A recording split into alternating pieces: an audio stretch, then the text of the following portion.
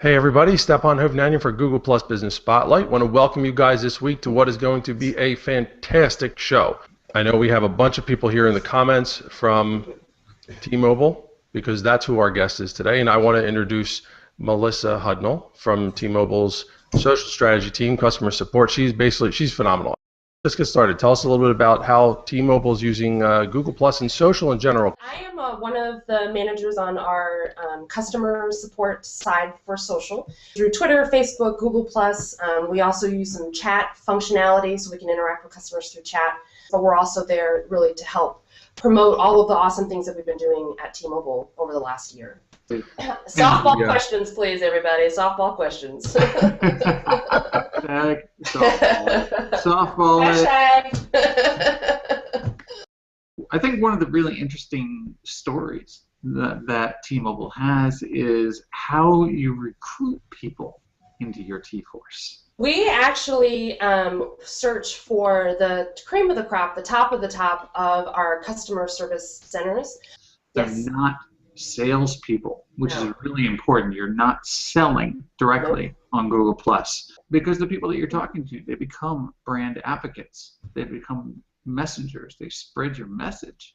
Yes. Is that part of your goal? That's a really big component of how we interact with people, is to show that we are human, that we're not robots, that we're not just automatons giving you the one script note in fixing your problems, that every single interaction that we have with every single customer is going to be different and unique. That is really key in building a really good brand on social, is that as you come across more human, people are more likely to trust in what you have to say and are more likely to build that brand loyalty. You're the boots on the ground at this point, yes. And you're fielding it. You're hitting. It's coming at you from all directions. So now, how do you work with the people creating the brand messaging and the products and everything? So we have a really, really great relationship with our marketing team. We also have a really great relationship with our corporate communications team. What happens when things don't go as well as we expect them to? And how do we respond to that so that customers still feel like we're not just backtracking, but that we're actually listening to them? I am so excited in the way that things are going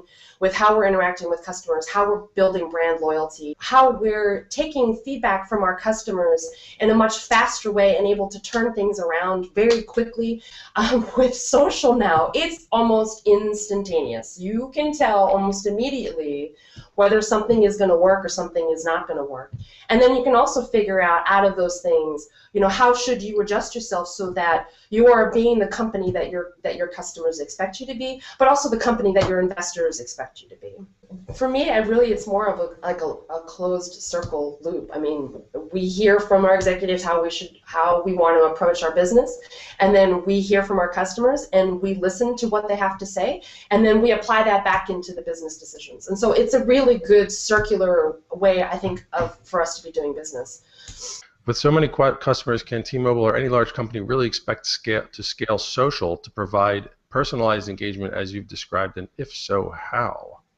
Good question. It really depends on how our customer base really embraces the social piece, and from what I'm seeing, that's kind of the way that they want to go with stuff. And so that is one of the things that we are considering as a company, is that do we want to just make this like a little niche thing, or do we really want to make this how we engage with all of our customers? We were getting into an interesting topic because we're talking about the different social channels that you guys participate in and listen to different people and help them out on Facebook, Twitter, and Google Plus. So if you could you tell us a little bit about how each of them is different for you guys? With our Facebook customers, they're usually the more of like the novices.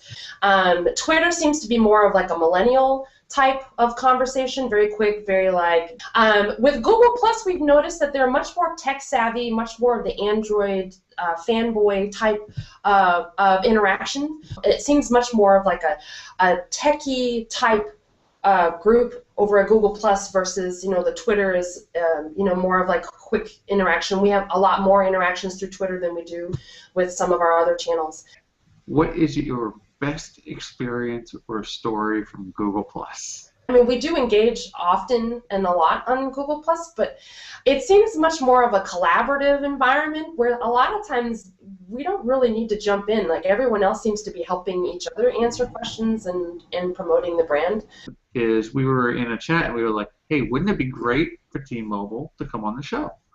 And we sent a private message. Literally, like 20 seconds later, it's like, they just said yes.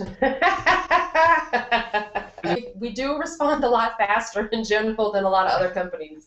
And so like, oh God, they're listening. And that's really the kind of thing that we're trying to drive with our social support side, is that we are human, we're listening to you, we're here, and we're not going to just let you sit and fester. It builds a lot of brand equity that way. It does. It does. Your CEO. Yes, Mr. Ledger. He is the one who basically wanted this initiative and wanted this to get rolling. We actually had started the social stuff before Ledger got super involved. But since he has taken on the Twitter world, social has pretty much exploded because he is such a proponent for social media. He does interact with customers. He interacts with the public. He posts selfies all the time. He's very bold. I think that he is like the true face of our own carrier movement. Like I mentioned earlier, that's really the key piece on building the brand that people trust and want to be loyal to, is to show that our executive is connected, he's engaged, he is in where people want to be engaged in, and it's pretty phenomenal. Is that really the CEO, or is that just an actor on? Oh, that's him. That's him. So how does the T-Force deal with your CEO's behavior? Sometimes things get said, and so then we just need to make sure that we're working with our PR team, with our marketing team, to understand really what's the messaging that we really want to say, and making sure that while what John says is what John says, we're also backing up either something, backing him up or backing up what the company is doing. You can't really control him, but we do work with him quite well and pretty closely. So, but really, there isn't much need to control him. He is what he is, and he is the true face of what the in-carrier movement is. And I'm totally, to use an old term, I'm stoked. Very excited of having him on board, and just the way things have been going, not just with social, but just overall with the company. It's exciting. It doesn't matter what size of a company you are. Come on. Get your CEO, get your executive level involved, have somebody or a team that can handle it, whatever fallout's going to happen. Yeah. Let them and trust them, let them do it. Great lessons come out of today, and obviously be able to use T-Mobile as an example is totally fantastic. Again, for Ben and myself, thank you guys so much, the whole team obviously, for being a part of this and sharing your story with us. We've learned a lot. There will be a blog recap shortly, and in the meantime, go over to gplusspotlight.com and sign up for our email list, because those are the people who are going to find out about it first. Yay! And for now, I'm Stephan, Ben, Melissa. We'll see you guys later. All right, thanks everybody. Happy Wednesday.